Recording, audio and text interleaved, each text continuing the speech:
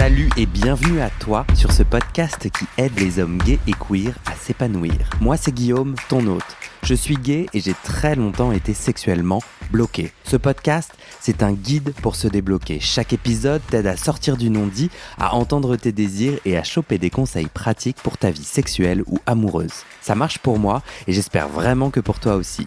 D'ailleurs, si tu veux que ce podcast continue, j'ai besoin de ton aide. Je cherche 400 auditeuristes qui donnent 5 € par mois pour que ça me fasse un gros SMIC. Bon, on est déjà à 70, j'utilise mes économies pour compenser, mais ça ne tiendra qu'un temps. Alors rejoins les 400 maintenant, lien dans le descriptif de cet épisode ou en tapant bit.ly/comment devenir. Tu y trouveras aussi mon Instagram pour voir ma tête, petit curieux, suivre les coulisses du podcast et le lien du Discord pour discuter entre auditeurs. Allez, place à ton épisode, bonne écoute. Ah attends, j'ajoute une super nouvelle. Des auditeurs sont en train de se chauffer pour organiser des rencontres entre auditeurs dans 8 villes en Europe. Paris, Toulouse, Marseille, Nantes, Lille, Genève, Berlin et Madrid.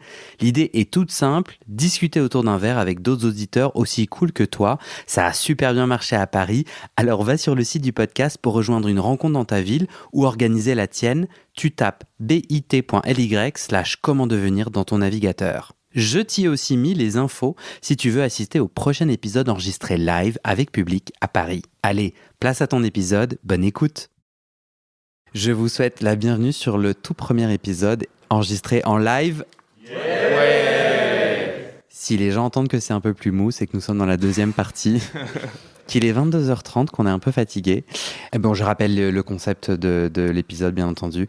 Nous sommes 25 ici, avec deux magnifiques experts. Denis, qui est sexothérapeute. Thomas, qui est médecin au 190. Thomas que nous connaissons dans les autres épisodes, tels les morpions, tel la sodomie, tel le lavement.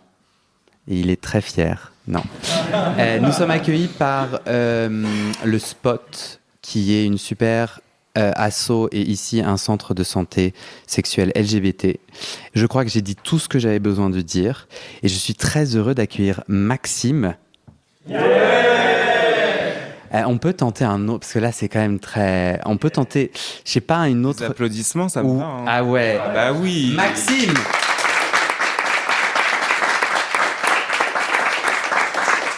Maxime, je te présente comment ? Humoriste, stand-upper. C'est très bien, ouais. Maxime fait du stand-up sur Instagram. Absolument. Je te laisse, c'est toi qui me raconte. Bah oui, merci Guillaume de m'avoir proposé de participer à ton podcast qui dédramatise la sexualité à travers la parole, notamment pour les hommes gays, hein, mais pas que, t'as aussi des femmes qui t'écoutent, tu m'avais dit. Bon, moi ça tombe bien, je suis un homme et je suis très très gay. Pour donner une idée aux auditeurs, moi quand je suis né, il paraît que j'ai demandé à l'équipe médicale qui a du poppers. Puis quoi de mieux pour dédramatiser qu'un peu d'humour ? Tout passe mieux avec une bonne blagounette. Et du lubrifiant, comme on l'apprend dans tes entretiens, Guillaume. Bon, tu m'avais dit qu'on parlait de santé sexuelle. Moi, j'ai choisi de vous parler d'une révolution dans ma vie sexuelle. L'autre pilule bleue, la PrEP. La fameuse PrEP. Alors, je découvre les choses que je suis censé dire à Maxime. Donc, je vais le faire de façon très naturelle. Ah, la fameuse PrEP, tu nous rappelles ce que c'est ? Merci pour cette relance, Guillaume, spontanée. La PrEP, ça veut dire Pre-Exposure Prophylaxis, comme disent les Américains. Prophylaxie, pré-exposition pour l'Académie française. Alors, rien à voir avec une activité qu'on ferait avant d'aller au musée, Pré-exposition, non, tu l'as ? Oui, non, je l'avais pas, mais oui. Non, c'est un traitement antirétroviral à destination des personnes séronégatives qui se prend avant, après un rapport sexuel. En cas d'exposition au VIH pendant le rapport, le médicament empêche le virus d'infecter vos cellules. Faut se figurer en fait plein de petites Elisabeth Borne dans le sang qui dit au VIH 49.3, 49.3, 49.3. Donc plus de débat possible, le virus rentre chez lui. Je suis pas sûr de cette analogie. J'adore. Tu as placé de la politique dans cet épisode. Je suis très heureux. Évidemment. Okay. Mais je devais pas te relancer comme ça. Je devais te dire. Mais quand as-tu commencé à toi prendre la PrEP ? Après une sombre histoire d'accident de préservatif, il y a quelques années, avec un homme très sympathique. Bon, je rentrerai pas dans les détails parce que mes parents suivent ma carrière. Bon, on a fini aux urgences à 2h du matin pour se faire prescrire le TPE, donc le traitement d'urgence post-exposition. Et alors, les urgences de l'hôpital Saint-Louis, à 2h du matin, c'est pas l'endroit le plus romantique. Surtout la pharmacie de l'hôpital, dans laquelle on a dû aller chercher nos pilules, sous-sol mal éclairé, couloir vide, des néons à moitié cassés qui projetaient une lumière homophobe. Dans la soirée, ça a commencé comme un remake de 50 Shades of Grey. Ça a fini en American Horror Story, tu sais, la saison 2 dans l'asile glauque. Non, franchement, moi, je suis ressorti de là, je me suis dit plus jamais ça. Et donc, j'ai pris rendez-vous pour me faire prescrire la PrEP. Mais Maxime, comment ça a changé ta vie sexuelle ? Ah, la tranquillité d'esprit, Guillaume. Pour quelqu'un qui vit en couple avec ses angoisses, ça change la vie. Moi, j'ai 35 ans. Alors j'entends au moment où je dis cela que le public s'exclame « Oh là là, on dirait pas, il fait hyper jeune !» Et je le dis à tes auditeurs, Guillaume, c'est vrai, je fais très jeune. Mais je suis quand même né à la fin des années 80 et ma génération a fait son éducation sexuelle dans l'ombre de la peur du VIH, la peur de l'attraper, la peur d'en mourir aussi, parce qu'à l'époque, c'était un peu l'issue dans mon esprit. Bon, moi, dans ma vie sexuelle avant la PrEP, la protection principale, c'était le préservatif, évidemment, totalement efficace contre les IST, les MST. A priori, ça doit être suffisant pour se rassurer. Alors moi, je sais pas vous, mais alors quand on me dit « vas-y, c'est efficace à 99,9%, je fais un peu partie des gens qui pensent il reste quand même 0,1%, non Donc, je faisais des tests tous les 6 mois pour me dépister, mais même en ayant fait attention, etc. Enfin, quand j'attendais les résultats, je stressais, mais comme avant une interro que j'avais pas révisée, quoi. Alors au moins avec la PrEP, si elle est bien prise, je peux enfin vaquer à mes occupations de HSH en me libérant de cette peur. Bon, maintenant ma seule angoisse dans la vie, c'est recevoir une notification de trop perçu Pôle emploi. HSH, ça veut dire quoi ? Hommes ayant des rapports sexuels avec les hommes. Dont tu fais partie. Absolument. Mais pour autant, la PrEP ne fait pas l'unanimité. Tu m'as écrit des phrases de merde quand même, Maxime. Pour autant, la PrEP ne fait pas l'unanimité. Qu'est-ce que tu penses des critiques sur ce traitement ? Non, franchement, j'ai pas un bon rôle. Non, mais comme tu étais d'accord pour préparer cette chronique, non, je déconne. Non, tu voulais découvrir mes questions. Non, j'aime beaucoup. Elles sont pertinentes. Et très bien écrites. Et en tout cas, elles me permettent d'introduire cette réponse. Non, mais une des critiques que moi, j'entends le plus, en tout cas, c'est de dire que la PrEP, ça entraîne une baisse de l'usage du préservatif et donc une recrudescence, des autres IST. Alors, moi, dans le parcours PrEP, c'est vrai que les médecins, ils nous le répètent, c'est un moyen de prévention, mais parmi d'autres. Et on peut l'adapter à ses pratiques en continu, à la demande. Enfin, l'important, c'est de bien la prendre. Et puis, prendre la PrEP, ça signifie pas forcément enlever la capote. C'est à chacun de juger ce qui est bénéfique pour lui. Moi, par exemple, j'utilise toujours le préservatif, même avec la PrEP, mais je finis plus aux urgences. Donc, dans le cadre de mes pratiques, je considère que c'est tout bénef, quoi. Puis alors, concernant les autres IST et MST, bon, on oublie aussi qu'un des aspects fondamentaux du suivi, c'est du dépistage complet tous les 3 mois. Autrement dit, si vous chopez la trinité chlamydia, gonorrhée, syphilis, ça passera pas inaperçu. Et c'est rien qui ne puisse pas être soigné par une petite piqûre dans les fesses. En tout cas, c'est ce qu'on m'a raconté. Et puis, ces rendez-vous de suivi, c'est aussi l'occasion de poser des questions sans crainte d'être jugé sur ces pratiques. Je pense qu'on est peut-être beaucoup à avoir des expériences malheureuses avec un médecin de famille qu'on soupçonne d'être adhérent à la manif pour tous. Pendant les rendez-vous PrEP, c'est comme dans ton podcast, Guillaume, on peut parler de la fois où on a sucé un acteur porno à Sitges sans avoir peur d'être jugé. Et puis ça, c'est précieux. Donc oui, il y a des critiques, moi je les juge pas. Mais bon, en ce qui me concerne, je vais continuer ma petite révolution sexuelle. Merci Maxime. Merci Guillaume. Et je laisse la place au vrai médecin. Cette fois-ci. J'espère que tu reviendras. Avec plaisir. En plus, franchement, je m'attendais à ce que tu sois beaucoup plus méchant avec moi. J'avais peur. Mais non, franchement, à part juste que j'ai sucé un acteur porno, ce n'était pas une chronique à propos de Que de tu moi. as dit publiquement, et je tiens à dire à tout le monde que je suis quelqu'un d'adorable. Voilà. On peut te suivre sur l'Instagram. Maxime fait du stand-up sur Instagram, et en plus j'ai un petit spectacle en ce moment que je joue avec un autre ami comédien. On parlera peut-être moins de prep, mais je parle quand même de moi. Donc suivez-moi, et puis Bah ouais. venez me voir sur Parce que demain, ton spectacle est intégralement complet. mercredi, ouais, oui, Signe de ton succès.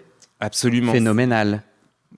Oui, Donc- j'utiliserai ce mot, oui. C'est ça. Et du coup, les prochaines dates, c'est en janvier plutôt. C'est pour ça que On a une date en décembre, et sinon ce sera plutôt l'année prochaine, oui. Génial. Merci Maxime. Merci Guillaume.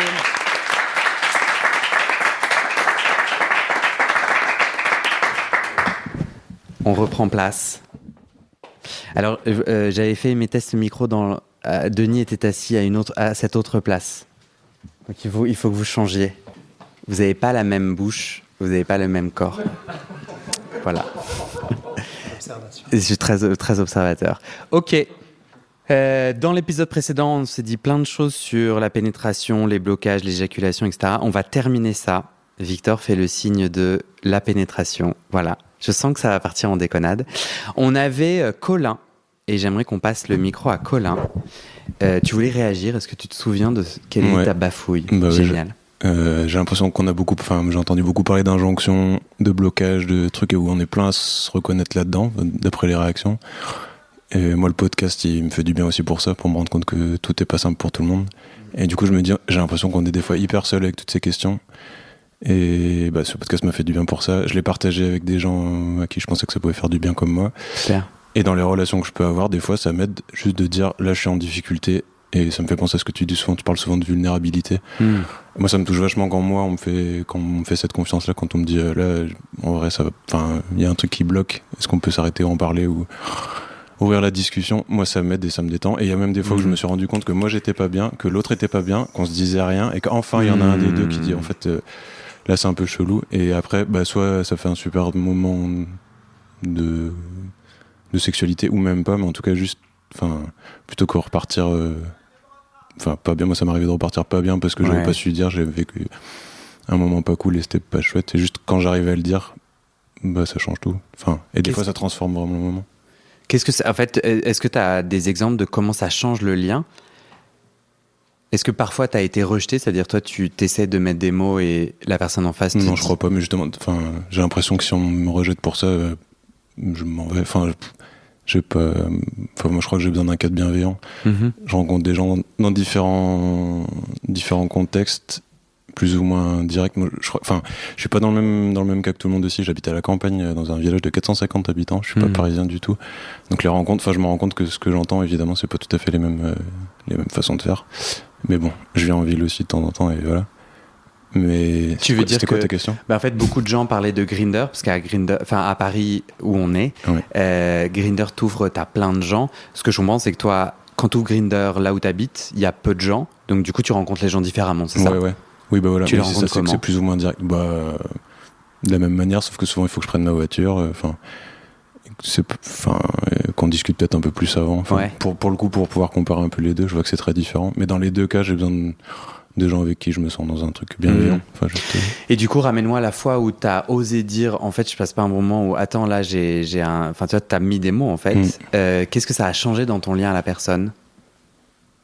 Je sais pas comment le décrire, mais pour le coup, là, j'ai le souvenir de quelqu'un que je sentais en difficulté et où j'ai pu dire peut-être qu'il y a un truc qui va pas et où ça a détendu totalement la situation pour les deux et où, je sais pas. Parce que du coup, la personne s'est mise à oser dire, bah ouais, en fait, c'est ça qui va pas. Ouais, ou qu'on puisse se dire, mais en fait, si ça c'est un problème, en vrai, c'est pas grave. Tout à l'heure, je crois que c'est toi qui as dit aussi, des fois, j'imagine que l'autre, il pense qu'il veut qu'il y ait pénétration. Et en fait, ça se trouve, des fois, non. Et en fait, on se met tous on est deux ou plus, à se mettre la pression pour se dire, l'autre attend ça, ou moi, je vais pas être à la hauteur et tout, alors que ça se trouve, on n'est pas attendu du tout là-dessus. Je trouve ça fou comme on peut se raconter des trucs dans la même pièce au même moment, et on n'est pas du tout sûr de ce que l'autre fait. Grave. Bah moi ça m'inspire beaucoup, moi j'adore, cliquetis, cliqueta. Merci. Est-ce que quelqu'un, c'est le dernier moment de dire un truc sur ce magnifique sujet? Et sinon, car je vois aucune tête bouger, ils sont en train de s'endormir. Ah, Mériadec. Et après, s'il y a encore quelqu'un, mais sinon après, Denis va nous donner des astuces. Moi, je voulais revenir sur le témoignage de Victor. De l'épisode précédent. Voilà. Sur cette appréhension et cette difficulté à prendre quelqu'un. Donc je vais essayer de faire court. Mais moi, j'étais quasiment uniquement passif à mes débuts. Et je le suis toujours, mais après, je suis devenu versatile. Et je me mettais une pression complètement dingue dans la pénétration de l'autre. Et donc, je perdais tous mes moyens. J'ai fait une formation à la pleine conscience pour m'enlever du stress, parce que j'étais quelqu'un de très stressé. Et déjà, ça m'a aidé beaucoup d'être moins stressé. Et après, tu en parlais, mais je pense que l'expérience, ça marche. C'est-à-dire que tu peux trébucher une fois, 2 fois, 3 fois, mais si tu continues, alors il ne faut pas se forcer si on n'en a pas envie, mais si tu continues, à un moment, tu as confiance en toi. Et là, moi, toutes les portes se sont ouvertes à partir du moment où j'ai eu confiance en moi. Donc ça veut dire que j'ai eu des réguliers sympas. Au début, je leur disais, je te préviens, je ne sais pas si je vais y arriver ou pas. Et donc j'avais quelqu'un de ouvert en face de moi. Donc ça m'a beaucoup aidé. Et après, ce qui m'aide beaucoup aussi, c'est que c'est pas la pénétration. J'arrive et j'encule, quoi. Enfin, c'est-à-dire que ce que j'ai découvert, c'est manger un cul, ça m'excite terriblement. Et c'était une ouverture, un accès à l'excitation. Et du coup, tu penses plus à tes problèmes ou à tes appréhensions, parce qu'en fait, tu es en train de prendre vachement de plaisir. Et du coup, la pénétration, c'est vrai que si je pénètre quelqu'un, je vais beaucoup lui toucher les fesses. Je vais beaucoup lui manger les fesses. Et tout ça, c'est des trucs qui sont des hyper excitants pour moi. Et du coup, après, voilà, tu bandes et t'as pas de problème d'érection. Un, parce que t'as baissé ton niveau de stress. Et 2, c'est des genres de préliminaires qui peuvent être hyper excitants. Et après, t'es très content. Parce que tu peux avoir un plan, tu marches pour aller dans la rue, pour aller rejoindre ton gars. T'as pendant 1 seconde en disant j'espère que. Mais oui, ça marche. Parce que tu l'as déjà fait, tu l'as déjà expérimenté beaucoup. Et donc, tu passes au travers comme ça de difficultés, de blocage, quoi. Tu te souviens comment. En fait, c'est vachement intéressant ce que tu dis. C'est dans le tableau du plaisir, tu vas, avec l'expérience, chercher un peu quelle couleur fonctionne pour toi, quoi. C'est un peu ce que j'ai compris. Quand tu dis, ce que je voulais dire, c'est tiens, j'aime bouffer un cul et je me rends compte que ça m'excite de ouf et donc ça m'aide à après avoir le reste du rapport. Comment t'as découvert ça? C'est l'expérience dont tu parlais, c'est-à-dire j'essaye tout un tas de trucs et puis un jour je comprends que ça marche.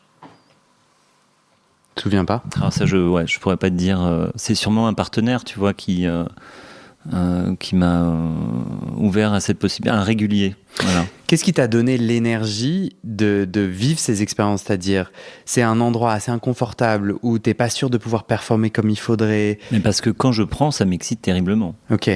C'est un plaisir très très fort. D'ailleurs, donc j'ai un deuxième truc qui est, du coup, je prends tellement de plaisir que faut que je prenne mon temps pour que ça aille pas trop vite. Tu vois, donc il y a une genre d'hyper-excitation presque. Ok.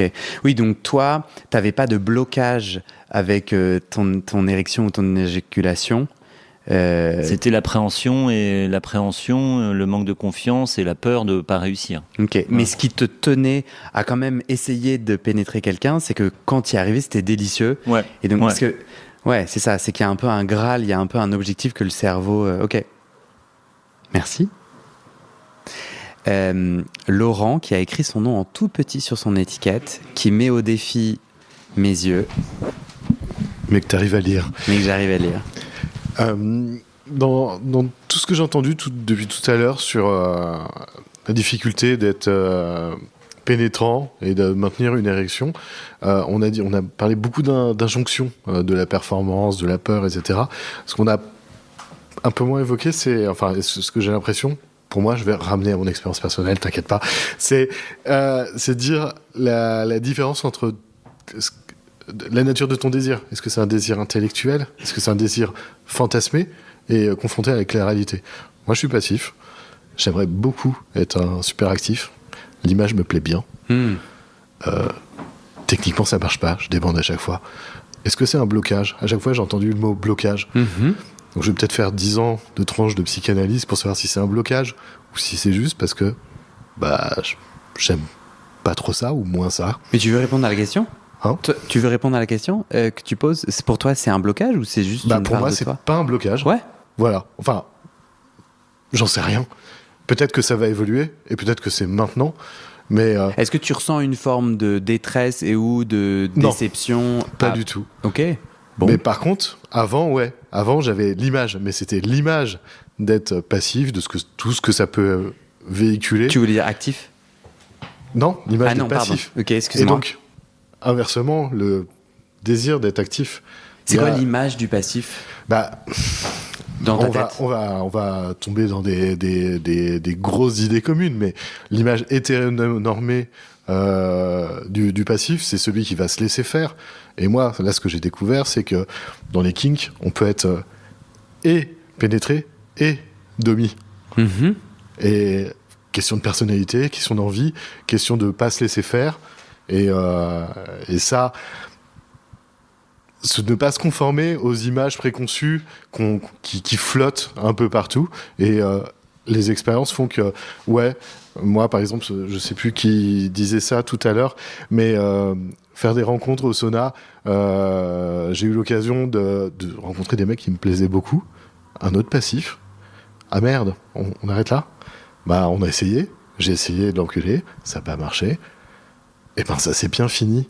On a pris du plaisir ensemble, où on a découvert d'autres choses, de la sensualité. On a joui. Et ça s'est bien fini. Alors j'aurais bien aimé être pris. Je pense que lui aussi. Mais c'est pas grave, quoi. Donc, juste s'autoriser aussi à dire je me branle, j'ai envie de quelque chose, je fantasme sur quelque chose, et ça colle pas forcément au goût, au moment présent. Bah ouais. Voilà. Cliqueta. Denis. Oui. On va finir ce sujet avec les dernières meilleures astuces de l'univers. Oula, tu mets la pression là. Il y a zéro pression de performance. Normalement, avec les injonctions que je viens de te donner, tu perds toute ton érection d'interviewer. Vas-y. Je sais pas comment tu rattrapes ça, mais vas-y, rebondis là-dessus. Je vais me détendre et puis ça va repartir tout seul. Est-ce que tu veux que je t'aide? On a 3 types d'astuces. On veut parler de je mets la capote et je débande, qu'on fait, qui a été abordé dans l'épisode précédent. La deuxième, c'est tu as des positions facilitantes. Moi, je suis très curieux de ça. Et la troisième, c'est sur les enjeux d'éjaculation, dont on a pas mal parlé. Tu veux commencer par laquelle? Par la position facilitante. Bien sûr. Donc oui, on parlait pas mal tout à l'heure, enfin dans l'épisode précédent du stress, de l'injonction à la performance. L'idée, c'est que potentiellement l'agent pénétrant peut être, ça a été cité dans l'épisode précédent rapidement, mais effectivement. T'as dit l'agent pénétrant? Oui, enfin l'élément pénétrant, l'agent pénétrant. On est des êtres humains quand même. Oui. L'agent pénétrant. Je lave mon discours théorique. Donc la personne qui pénètre. La personne pénétrante. Okay. Ouais. On peut laisser les rênes au passif. C'est-à-dire que c'est pas à l'actif de faire tout le boulot aussi. Et une position facilitante serait que l'actif soit sur le dos, allongé, et que le passif prenne la position de l'andromaque, c'est-à-dire à califourchon, les mains posées sur les pecs pour être à 45 degrés, et gérer lui-même la pénétration à son rythme. Ok. Alors, je sais pas comment vous vivez cette position, mais moi, je fais pas assez de sport, et assez rapidement, je galère. Non, mais en vrai, on est dans le concret. On ne me laisse pas tout seul.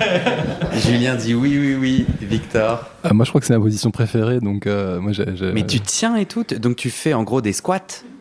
Non, ouais, un peu, je sais pas, moi, pour moi, c'est pas hyper, je trouve pas ça hyper sportif, mais moi, je trouve ça Ultra vexant. Non, mais ok, toi ça marche. Julien, t'étais plus d'accord avec moi, donc on va passer le micro à Julien. Moi, je suis hyper d'accord avec toi. C'est hyper inconfortable. Genre, j'ai l'impression de faire du sport de ouf. Non, mais en vrai, Victor, il fait du sport. Les dimanches matins, il fait ses trucs là de. Bon, je connais Victor. On est sans doute pas pareil. Ok, mais ça reste quand même une bonne idée. Après, je peux aussi pas me mettre à califourchon, mais je peux genre me mettre, comment on dit.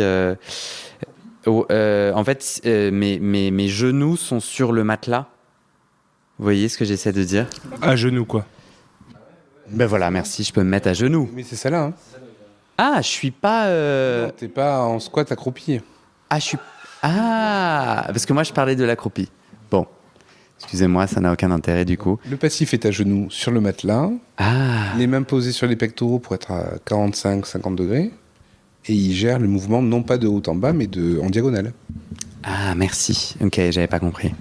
Donc ça, c'est la meilleure position facilitante pour penser à autre chose. Et pendant ce temps-là, la personne pénétrante doit se concentrer uniquement sur ses sensations physiques, sans réfléchir.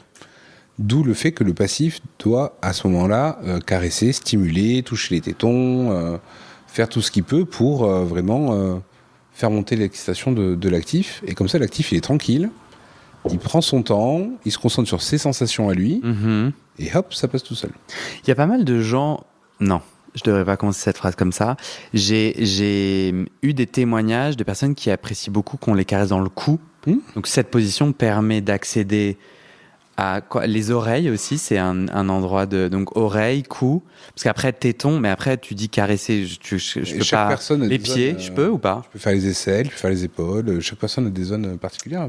Mais je sais qu'on les cite. Oui. On est sur un podcast qui sert à ça, en fait. On est d'accord, la communauté, les gens là, qui sont... On cliquetis, ouais. Ok. Position facilitante. Génial, merci. Louis? Et j'ajouterais que je pense que, enfin, la réaction, il y a pour pas mal de passifs, c'est très excitant de se retrouver dans cette position, d'un petit peu de dominer en tant que passif, ce qui n'est pas forcément classique, on va dire.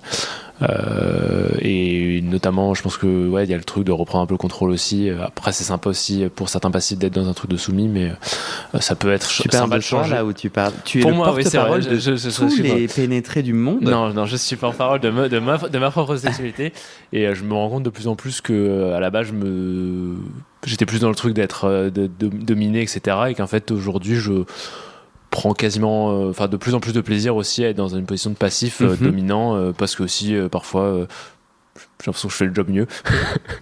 Alors, j'exagère, mais que ça se passe bien comme ça. Vas-y, ouais, bien sûr. Voilà. Victor, tu voulais ajouter quelque chose? Ouais, je voulais ajouter que moi je trouve que cette position-là, l'avantage au-delà de dominer ou pas, l'avantage que si je me fais pénétrer comme ça, je contrôle le rythme. Que moi j'aime pas du tout quand on me baise genre vachement rapidement et avec de manière très saccadée, genre tu sors et tu rentres vachement vite. Donc là, j'ai vachement plus de plaisir comme ça parce que je peux contrôler le rythme. En tant que pénétré, je contrôle le rythme et du coup ça va plus doucement que ça pourrait aller. Et moi, je trouve ça vachement satisfaisant, du coup. Oui, c'est ça. C'est que si moi, je veux pénétrer quelqu'un pour lui vendre cette position, je peux rappeler l'argument de Victor, que du coup, la personne... Par exemple, oui. Voilà. Après, chacun a des goûts différents, donc... Mais Victor, c'est ton discours et tu as le droit. C'est ton témoignage. On passe à la suite.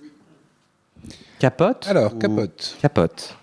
On avait, dans l'épisode précédent, André, qui a valeureusement partagé son... Mais je crois que, juste en termes de cliquetis, pour qui ça impacte l'érection de mettre une capote?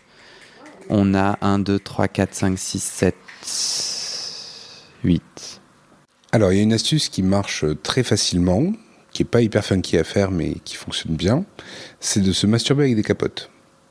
C'est-à-dire que vous commencez votre masturbation classiquement, et puis une fois que vous êtes bien lancé, petite pause, vous mettez la capote et vous continuez à vous masturber avec la capote. Donc là, je suis dans le rapport sexuel. Tu es dans ta masturbation personnelle. Ok, d'accord.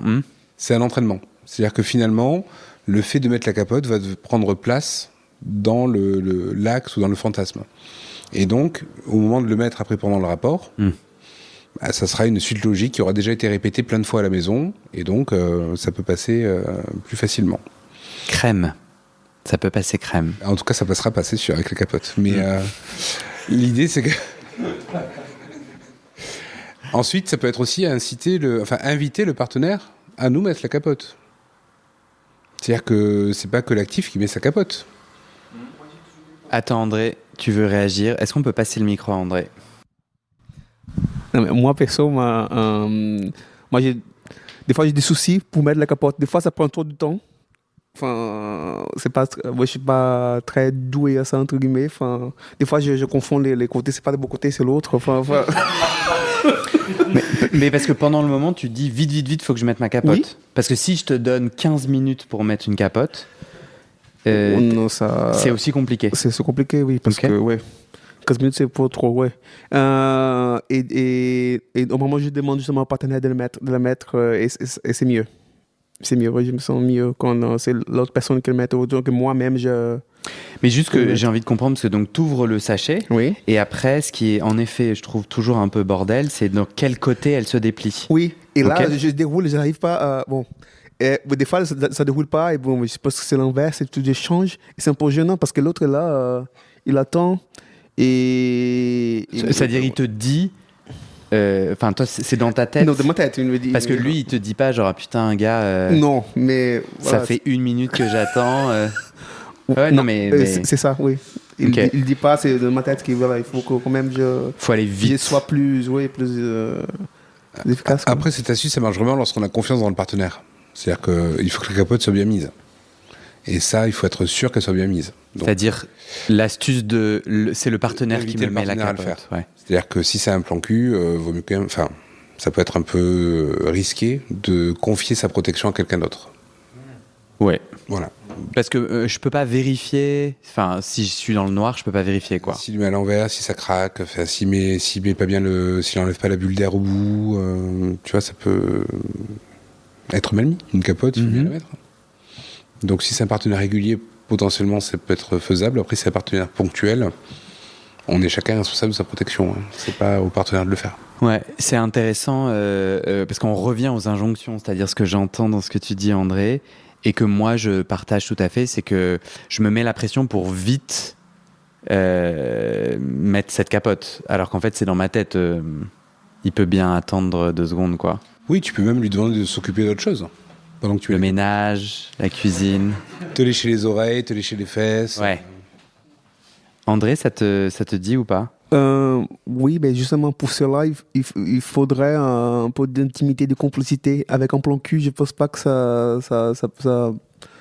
Peut-être oui, mais bon, j'ai jamais essayé. Mais et si tu n'avais aucun problème et que juste ton corps et ton esprit a besoin de lien et de confiance pour avoir un rapport sexuel et que en fait c'est juste non. Pas un souci, quoi. Non, au contraire, pour rapport sexuel, aucun souci. Mais par contre, pour faire des caresses ou dormir ensemble, là, c'est une autre chose. Moi, pour moi, il faut avoir une intimité. C'est plus un lien plus fort, en fait, que juste le sexe, proprement dit. Donc... Et ce que je veux dire, c'est que le moment où tu es avec un partenaire et tu te mets une injonction qui te fait débander à cause de la capote, peut-être que la capote a rien à voir avec là-dedans, avec le problème. Le problème, c'est comme t'as pas de lien et de liant avec ce partenaire, ben, tu te crées une injonction, tu te mets la pression, et que du coup, si tu connaissais mieux la personne, tu aurais pas d'injonction. Oui, je pense, oui. En fait, je trouve que ça revient vachement où on se dit « Ah putain, dans cette situation-là où j'ai des injonctions, ça marche pas », comme si on avait un problème à régler. Mais peut-être qu'en fait, simplement, on est des êtres humains. En tout cas, les gens qui ressentent ça, c'est juste que ils croient que... Enfin, je crois que je peux performer une sexualité sans connaître la personne. Genre, j'ouvre la porte, je connais même pas le prénom et j'attends d'être en capacité, mais en fait, c'est juste pas possible pour ma personnalité. Enfin, tu vois ce que j'essaie de dire, Denis, c'est dans quelle mesure je comprends bien le problème. C'est-à-dire, moi, je me dis, en fait, peut-être tout simplement, j'ai pas de problème. Peut-être qu'il n'y a pas de problème, ou alors peut-être que tu mets ta capote trop tôt aussi. C'est-à-dire que si tu laisses pas ton érection s'installer de façon dure et pérenne, au début, l'érection, elle peut retomber plus rapidement que si tu laisses traîner un peu plus. Donc, si tu as des préliminaires très riches, si tu es sûr que tu es bien lancé, la pose de la capote sera aussi plus facile que si tu la mets trop vite dans le rapport, tu vois. Après, oui, c'est encore une histoire d'injonction. Et puis en même temps, ça dépend aussi l'habilité, parce que ça peut être pas très agréable de mettre une capote. Est-ce que ta capote est à la bonne taille aussi déjà ? Ouais. Ça peut être ça aussi. André a un truc à dire à ce propos-là. T'es pas obligé. Non, c'est juste, oui, il y a aussi la question de la taille et aussi, pour moi, par exemple, si j'ai une relation stable ou c'est un plan cul régulier, par exemple, moi, je mets pas de capote du tout. Du coup, c'est plutôt un plan cul que j'ai jamais vu les mecs dans la vie. Et voilà, c'est plutôt dans ce... Et c'est pour ça que peut-être, c'est comme Guillaume t'a dit, peut-être c'est la pression, que j'ai vu que je n'ai pas un lien avec la personne, et ça peut, cette injonction, elle revient et ça bloque. Ça bloque tout, donc... Ouais, ma question c'était, est-ce que le problème c'est vraiment la capote ou c'est juste les injonctions Mais en tout cas, ça peut être la capote aussi. En fait, le problème, c'est le stress, encore une fois. Il suffit de se dire, la dernière fois que j'ai voulu mettre une capote, j'ai pas réussi à la mettre. Là, tu te remets un coup de stress. Ça marche bien, ça. Ouais, ça marche bien. Hein. D'avoir un truc qui a pas bien marché, et puis après le cerveau il te le resserre et il te dit, bah, je vois pas pourquoi là ça marcherait, et t'es là, ouais, j'avoue. Et hop, ça marche pas. D'où le fait que le mettre dans la masturbation, voilà, ça rassure sur le fait qu'on peut la mettre facilement, qu'on sait la mettre, etc. C'est plus apprendre à le faire rapidement dans sa pratique perso, quoi. Alors, on pourrait aussi conseiller d'éviter le problème et de dire, bon, bah, je me protège des différentes IST, notamment avec la PrEP dont parlait Maxime avant, et donc j'ai plus de capote parce que je crée une autre façon de prendre soin de ma santé sexuelle. Mais moi j'ai un peu l'intuition que les injonctions qui m'empêchent, qui me font débander le moment où je mets la capote, en fait elles vont rentrer par la petite porte autrement, non ? Oui, puis encore une fois, le choix de la protection ne doit pas être un palliatif à un autre problème. C'est-à-dire que tu choisis ta protection en fonction de tes convictions et de tes besoins. Ton besoin. Ouais, tu choisis pas ta protection pour détourner un problème. Ouais. Enfin, à mon sens. Denis regarde Thomas le médecin. Non, je suis pas franchement d'accord avec ce que tu viens de dire, Guillaume, je suis désolé. Mais ne sois pas désolé. Parce que la capote, elle protège aussi psychologiquement dans plein de situations. Et donc, à décider de mettre une capote, c'est aussi un choix de se protéger, du VIH, mais des IST. Et puis, si André t'a décrit que c'était que avec des plans cul, c'est qu'il y a bien une raison. C'est qu'il y a une confiance que la capote, que t'acquiers avec la capote. Oui, tout à fait. Moi, je suis un peu parano par rapport aux IST, justement. Moi, en tout cas, moi, ce que je voulais dire, c'est que on est en train d'essayer de trouver des façons pour je débande quand je mets une capote. Je pense qu'il y a des auditeurs qui peuvent se dire, bon, bah, du coup, ne mettons pas de capote. Et qui peuvent se dire, je mets pas de capote, mais je prends soin de ma santé sexuelle autrement. Et ça, c'est l'affaire de chacun. Et j'entends tout à fait ce que Thomas t'a dit. Et moi, mon message principal, c'était, je pense que c'est ce qui me fait débander, les injonctions qui me font débander autour de la capote. En fait, elles vont réapparaître autrement dans ma vie sexuelle de toute façon. C'est plus ça que je voulais dire. Oui, même ne serait-ce que par la personne passive en face qui va te dire, mais mets une capote. Si toi, tu as prévu d'en mettre, que lui, il veut que t'en mettes une. Exactement. Donc autant réussir à la mettre facilement en toutes circonstances. André, est-ce que tu as d'autres questions ou on passe à l'éjaculation ? On peut passer à l'éjaculation, oui. Denis, l'éjaculation. Oui, alors l'éjaculation... Donc là, c'est quoi mon enjeu ? Parce que dans l'épisode précédent, on a dit, j'arrive pas à éjaculer. Justement, c'était la question d'André. Il me semble qu'il y avait... Oh, moi aussi, ça m'est arrivé. Non. Alors, à cliquetis, cliqueta, il y a combien de personnes qui ont déjà eu au moins une fois du mal à éjaculer ? Une fois, c'est pas un problème. Hein. Bon. Plus de 5 fois ? Qui ont régulièrement. Très bien. Qui ont régulièrement, lorsqu'ils souhaitent pénétrer quelqu'un, et qui ont régulièrement, qui n'arrivent pas régulièrement à éjaculer dans la personne. Cliquetis, cliqueta, ok, on est 3. Ah, on n'est pas beaucoup, hein. On est 5. Mais peut-être qu'il y a des gens qui ne pénètrent pas. Peut-être que nous sommes une soirée de personnes qui aiment être pénétrées. Qu'est-ce que Et là, tout le monde fait oui. Cliquetis, cliqueta, ouais, cliquetis, cliqueta, de ouf.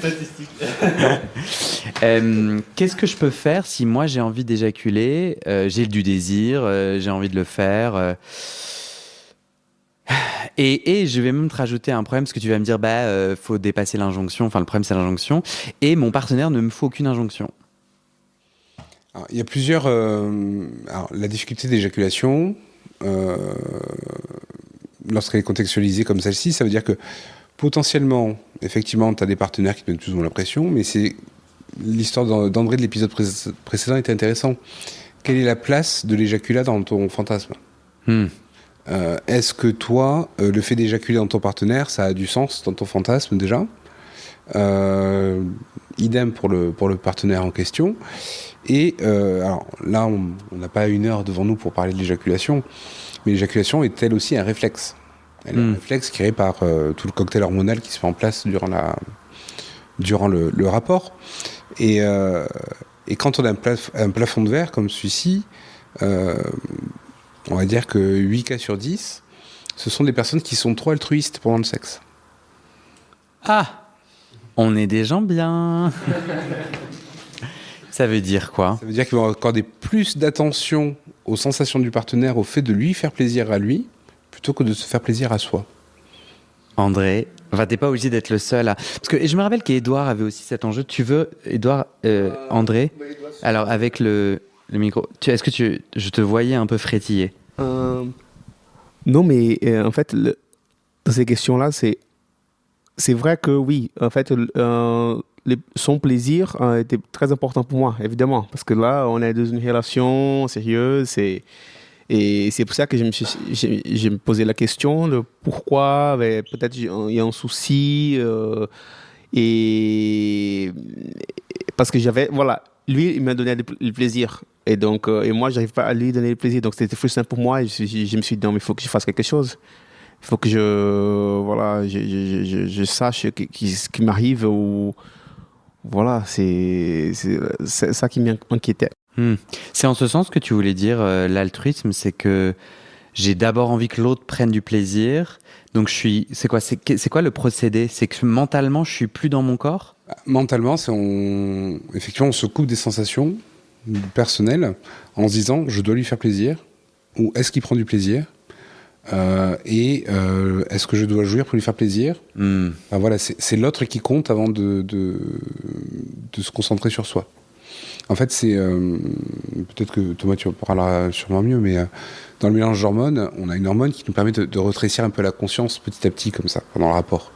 C'est-à-dire qu'on va se créer une bulle autour de soi pour se focaliser uniquement sur ses sensations personnelles, jusqu'au moment où on a ce pic d'adrénaline de l'orgasme, et alors là, les œillères s'ouvrent, et on se remet directement en connexion avec l'autre.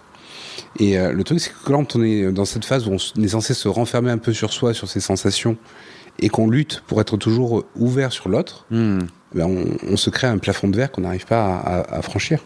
Donc je suis altruiste, qu'est-ce que je peux faire ? Moi, une idée que ça me donne, c'est justement en fait d'essayer de mettre de la conscience pendant que je pénètre. En fait, qu'est-ce que j'aime si j'oublie l'autre ? Qu'est-ce que j'aime ? Ça peut être qu'est-ce que tu aimes, c'est qu'est-ce que je ressens. C'est quelles sont les sensations. En fait, là, pour casser ce plafond de verre, il va falloir en priorité se concentrer sur le toucher. Mais le toucher, y compris le gland et le pénis. C'est quelles sont les sensations tactiles que je vais avoir. Et la respiration va être hyper facilitante pour arriver à l'orgasme. Il y a des personnes qui, pour jouir, vont se mettre en apnée. D'autres qui vont avoir une respiration plus fluide, voire très profonde. Il y en a certains qui vont avoir besoin de crier pour jouir. Donc il faut réussir à caler aussi sa respiration pour, faciliter l'arrivée de l'éjaculation. Après, c'est quand même beaucoup du cas par cas aussi. Alors, caler sa respiration, ça veut dire... Donc, il ne faut pas se mettre en apnée ou il faut se mettre en apnée ? Ça dépend des personnes. Si tu vas avoir en fait, l'apnée, la respiration, tu touches le diaphragme, qui est quand même le cœur de tout le système nerveux, du stress et de la détente. Et donc, globalement, la respiration, il y a des personnes qui vont hurler pendant un rapport sexuel. Et qui vont sentir cette libération, et ça va créer vraiment cette sensation. Il y en a d'autres qui vont se mettre en apnée tout le long. Finalement, il faut voir un petit peu les sensations qui peuvent te parler. Mais c'est vachement du cas par cas. La difficulté d'éjaculation, en priorité, on partirait sur ce rapport à l'autre plutôt qu'à soi. Après, il faut réussir à trouver tous les stimuli qui vont réussir à faire monter la sauce, quoi. Je trouve ça intéressant parce que je sais plus qui dans le précédent épisode parlait de bourriner comme un fou. Je sais plus, c'est toi, Edouard. Et en fait, de revenir à ces enjeux de performance, de ok, comment ça donne du plaisir. Parce que moi, je sais que quand je me fais pénétrer, la plupart du temps, est-ce que c'est vrai ce que je vais te dire? Ouais, vraiment. En fait, je trouve que les gens vont trop vite. Et puis, moi, très souvent, si tu me bourrines, en fait, ça touche soit ma vessie, soit je sais pas ce qu'on a au fond, mais ça me fait des trucs que j'aime pas. Et enfin, ça dépend, et en fait, très souvent, de travailler l'anus, et juste que tu me pénètres, genre pas très loin, et très lentement, et bah, ça change tout. Et alors, la technique de ouf que je vous invite à mettre en pratique dès ce soir, là, j'ai toute votre attention, c'est de faire des temps de pause. Et vous me direz si ça marche. Mais c'est-à-dire, si tu pénètres ou t'es pénétré, il y a un moment donné où tu ne fais rien. Et il y a une espèce je trouve ça très puissant parce que tout le monde se reconnecte un peu à ce qui se passe. Il y a un peu un cliffhanger, comment on dit en français, un moment de suspense, quoi. Et bon, après, genre, tu souris. Enfin, tu indiques à l'autre que le temps de pause ne signifie pas qu'il y a un problème. Mais je trouve que ça fait des trucs. Toi, Thomas, tu es content avec ce que je dis? Tu es d'accord? Tu dis oui. Tu n'as pas besoin de micro ou tu as besoin d'un micro? C'est juste oui. Ok. Tu veux d'autres astuces sur... Après, on peut pas... Il n'y a pas de recette magique non plus. Hein. C'est quand même beaucoup du cas par cas. Donc... Faut venir te consulter, Denis? Ça serait pas mal, ouais. Mais si j'habite pas à Paris? Je fais de la visio aussi. Ah. Ok. La première, enfin en tout cas, l'astuce principale, ce serait d'essayer d'être égoïste, un tout petit peu, à un certain moment. Mais ça, moi, je reviens à mon idée du précédent épisode, mais je trouve quand même que mes idées, tu les valides pas trop. Ce qui n'est pas négatif, non, mais du coup, là, dis-moi si tu es d'accord. C'est-à-dire de trouver un partenaire, en fait, pour me dire, ok, j'ai le droit de pas penser à l'autre et pour revenir dans mon plaisir, le fait d'avoir un cobaye, de dire est-ce que t'es ok, que j'essaye des trucs, parce que je trouve que le moment où on se dit tiens, je vais pas pénétrer comme je crois que je devrais, mais je vais essayer de tester des trucs, faut quand même que honnêtement, tu prépares le terrain. Il n'y a pas eu une fois où pendant un rapport, t'as pas pensé à un autre mec à la fin sans lui dire? Mais très régulièrement, bien sûr. Voilà. Mais je lui dis à la fin. Ah, non, mais du coup, j'ai pas compris ce que tu voulais. Mais attendez, mais tout le monde rit de moi là. Bah ouais, mais moi je trouve que le rapport sexuel il se passe autant dans la pièce que dans mon mental et moi je voyage. Bon, mais c'était pas ton propos, c'était quoi ton propos? L'idée c'est qu'un rapport sexuel c'est une alternance entre des moments égoïstes et altruistes. C'est dans le partage mais aussi dans l'émission et la réceptivité de choses. Et tu peux pas être instantanément à la fois émetteur et récepteur. Il y a des moments où tu donnes et des moments où tu reçois. Ok. C'est une Donc alternance. tu dis qu'il n'y a pas forcément besoin de créer le moment où je vais aller essayer des façons de pénétrer dans mon plaisir. Ah mais si, ça il faut. Ok, on s'est pas compris alors. Tu t'ennuies. Moi, mon seul truc que je voulais dire, c'est trouver un partenaire avec qui je me sens en confiance et je fais le petit jeu de, en fait, je vais pas du tout penser à toi et je vais essayer des trucs. Mais tu peux le faire avec des inconnus, s'ils sont d'accord. Moi, je me sens plus à l'aise de valider avec l'autre. Que en fait je crée un espace d'expérimentation quoi. Mais ça c'est mon... Oui non mais cet espace d'expérimentation il est hyper intéressant. Après il faut pas ton exemple comme tu dis il est personnel et il marche pour toi et mais c'est exactement il a marché pour beaucoup de personnes. Après c'est vrai que il y a d'autres personnes qui seront plus à l'aise avec des inconnus pour expérimenter. Oui. Mais effectivement l'idée c'est de pouvoir aller tester des choses. Super. Éjaculation, est-ce que je le barre de ma petite liste? Tu voulais dire quelque chose, Edouard? Il y avait tellement de choses qui ont été dites depuis tout à l'heure. Je voulais juste rebondir par rapport au altruisme, parce que je pense que ça peut être parfois aussi pas de l'altruisme pur, mais de faux altruisme qui est lié directement aux performances, parce que on a envie tout simplement que le mec reparte avec des très bonnes impressions après avoir passé un moment torride dans ton lit et qu'il ait surtout envie de revenir. Et parfois, on se met de côté parce qu'on se dit, on va dire, au nom de flatter son ego, on a envie de sacrifier son plaisir corporel juste pour voir le mec revenir et pour s'imaginer à se dire qu'ils se disent ah oui, c'était un beau mec, etc. Donc toi, tu parles toi, ça t'arrive d'être altruiste, entre guillemets, parce que tu as envie d'être validé par ton partenaire Bien qui évidemment, revienne. c'est une injonction à la validation par l'autre. C'est pas tout le temps, mais ça arrive très très souvent, surtout quand on voit la personne pour la première fois. Voilà, et puis surtout quand moi je parle de l'expérience personnelle, quand on rentre un petit peu dans des périodes qu'on appelle pute, quoi, et qu'on couche tous les jours, et que parfois ça peut être même de l'ordre plusieurs fois par jour. Et ça m'est arrivé où je passais des mois vraiment comme ça. Donc oui, c'est vrai qu'on est vraiment dans l'injonction de faux altruisme, je dirais aussi. Je renverse maintenant ce que je dis, et je rebondis sur une autre chose qui a été dite pendant le premier épisode concernant ce problème étant dans un couple, et quand on n'arrive pas à le faire, alors que de prime abord, les sentiments et toutes les meilleures intentions semblent y être. On n'arrive pas à faire quoi? À éjaculer? Oui. Dans la personne, enfin... Dans ta moitié, quoi. Voilà, on va dire comme ça. Donc, là, c'est aussi de l'altruisme. Et l'autre côté de l'altruisme, on s'adonne et on essaie de s'adonner tellement bien pour que la personne se sente tellement bien, mais juste vraiment pour lui faire du bien. Et on s'y oublie aussi dans cette espèce de bienfaisance, si j'ose dire. Vous voyez.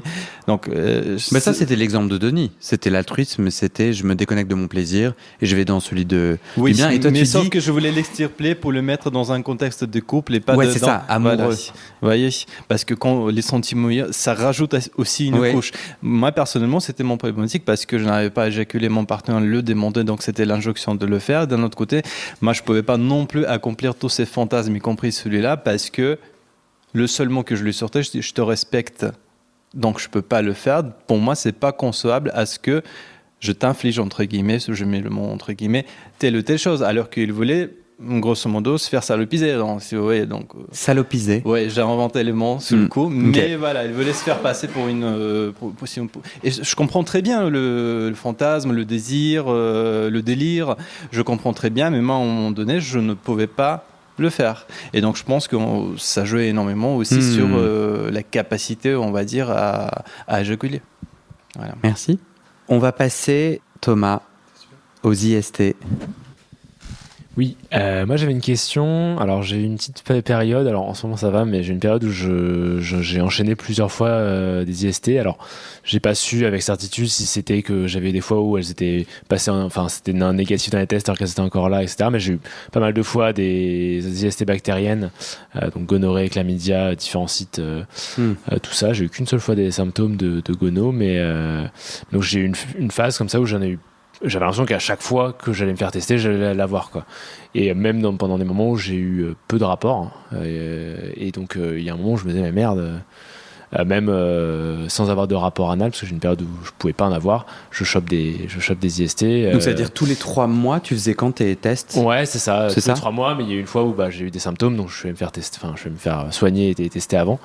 Et j'ai un médecin du Cégide qui m'a dit d'ailleurs que quand on avait une IST bactérienne, on avait plus de chances d'en rechoper une. Alors ça, je sais pas si c'est vrai ou pas. Et du coup, je me demandais, est-ce qu'il y a aussi plus ou moins de facilité selon les personnes, alors selon peut-être le système immunitaire ou j'en sais rien, d'attraper des IST, en dehors évidemment des pratiques, mais plutôt en fonction du corps, quoi, on va dire. Ouais. Thomas. Alors, déjà, il n'y a pas des profils de personnes qui vont attraper des IST. Il n'y a pas de profil génétique qui va favoriser les IST. La preuve, tu as eu une période avec plein d'IST et puis maintenant, tu n'as plus d'IST. Donc, c'est pas... Oui, en ce moment. C'est pas ton profil génétique. Par contre, c'est ton profil immunitaire, oui. L'immunité, elle varie et... être déprimé, être en mauvaise forme, avoir d'autres infections qui hyperstimulent le système immunitaire. Et c'est en ça, je pense que le médecin du Cégide t'a dit qu'une IST en favorise une autre. Quand le système immunitaire est épuisé, il est moins efficace et donc on n'est plus, ça favorise les infections sexuellement transmissibles. Et en plus, une infection sexuellement transmissible fragilise la muqueuse dans laquelle elle s'installe. Et donc, elle favorise d'autres infections sexuellement transmissibles. Et c'est pour ça qu'on dit que les IST favorisent notamment la contamination par le VIH. Donc, il n'y a pas un profil de personne qui va avoir plus facilement des IST. Je pense que c'est une question de terrain au moment où on rencontre les IST. Et les IST, ça ne se transmet pas automatiquement. Donc, c'est pas parce qu'on est en contact avec une IST qu'on l'attrape. C'est pas heureusement d'ailleurs, parce que sinon, beaucoup de gens auraient beaucoup plus d'IST. Mais c'est vraiment une question de contexte et de terrain au moment où on est en contact avec elle. Et je voulais rebondir sur un truc qu'a dit Maxime tout à l'heure, sur les IST et sur la PrEP. Faut bien avoir conscience que les IST remontaient déjà avant le début de la PrEP. Et, tu fais référence à quoi ? Je fais référence au... Est-ce qu'il a dit ?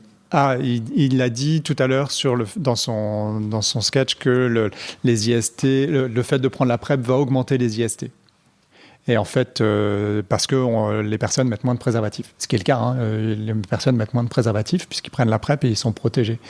Mais pour autant, les IST augmentaient déjà avant la PrEP. Les IST augmentent depuis 2012 et la PrEP est arrivée en 2016 en France. Donc en fait, il n'y a pas de lien. Il n'y a pas de lien pour l'instant statistiquement prouvé, mais par contre, ce qui est sûr, c'est que, tu l'as dit aussi pendant ton sketch, depuis les gens sont sous PrEP, ils sont testés tous les 3 mois. Et donc, on mesure plus, on va plus chercher des choses. Donc, on va peut-être trouver plus aussi parce qu'on cherche plus. Quand on cherche, on trouve. Oh. Voilà. C'est la fin, Thomas ? Tu as dit tout ce que tu voulais dire. Si j'ai répondu à ta question, Louis. Oui, très bien. En plus, ça fait sens par rapport à des vécus que j'ai eu à cette période-là où j'étais déprimé, où j'ai eu des problèmes de muqueuse aussi. Donc merci. Top. Merci à tout le monde. J'aimerais un tonnerre d'applaudissements pour Denis, Thomas et Maxime.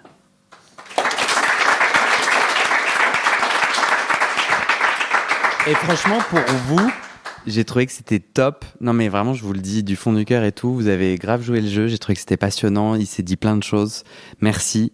C'est réussi. J'ai envie de remercier Louis qui vous a envoyé des textos à gérer trop bien. Il y a des bénévoles, donc il y a des gens, mais je sais pas si j'ai le droit de les citer ou pas, mais Edouard qui a fait le gâteau, qui nous a offert les softs. Max, merci. Ambrose pour les photos. Franchement, merci d'avoir contribué. J'ai envie de remercier les membres du Discord. Vous savez, on a une communauté en ligne, on discute et tout. En fait, on est ici parce qu'il y a 2 membres, je crois, qui ont envoyé des messages et qui ont rebondi. Et du coup, grâce à eux, on est là, c'est cool. J'ai envie de remercier les 74 donatrices. Il y a peut-être des donatrices ici, des gens qui donnent mensuellement pour que je puisse peut-être vivre de ce podcast. Il y a aucun donateur là ? Ah mais si, les mains se lèvent. Non, franchement, trop cool. Vous le savez déjà, je dépends à 100% de ça pour le podcast.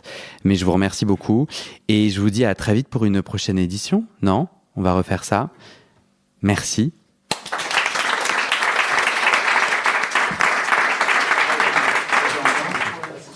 Stéphane, j'avais quand même envie de te demander, là ça y est, les gens sont en train de ranger.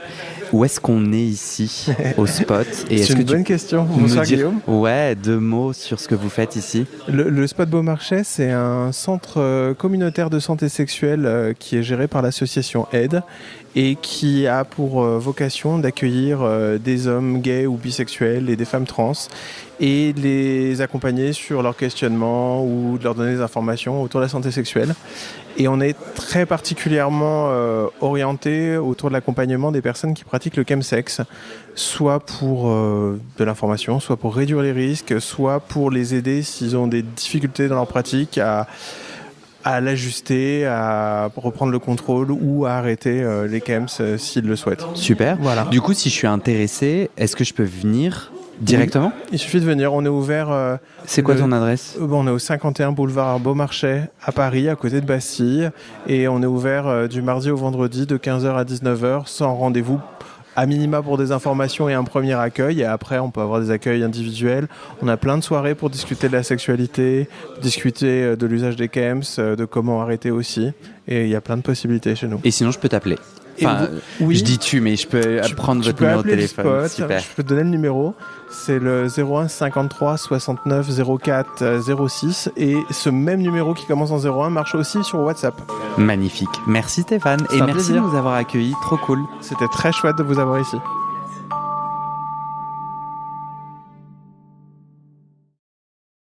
Et c'est la fin de cet épisode.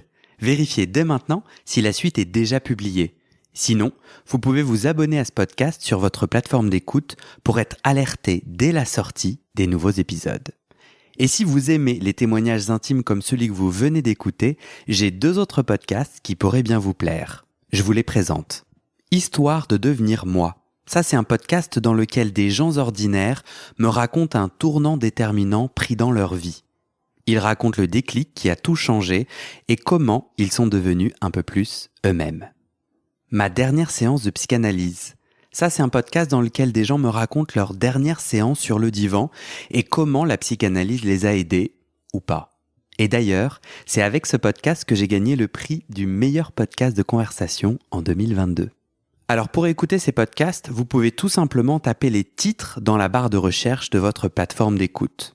Mais je vous mets aussi dans le descriptif de cet épisode les liens pour écouter ces podcasts et les liens de mes réseaux sociaux pour découvrir les coulisses de mon aventure de podcasteur et aussi la page de dons pour soutenir mon travail et mes podcasts. En tout cas, n'hésitez pas à m'envoyer vos retours et vos réactions à guillaumefaidespodcasts@gmail.com ou sur mes réseaux sociaux. Ça me motive énormément de savoir que ces histoires naviguent et résonnent, ou pas d'ailleurs. Allez, merci pour votre écoute et à très bientôt dans vos oreilles.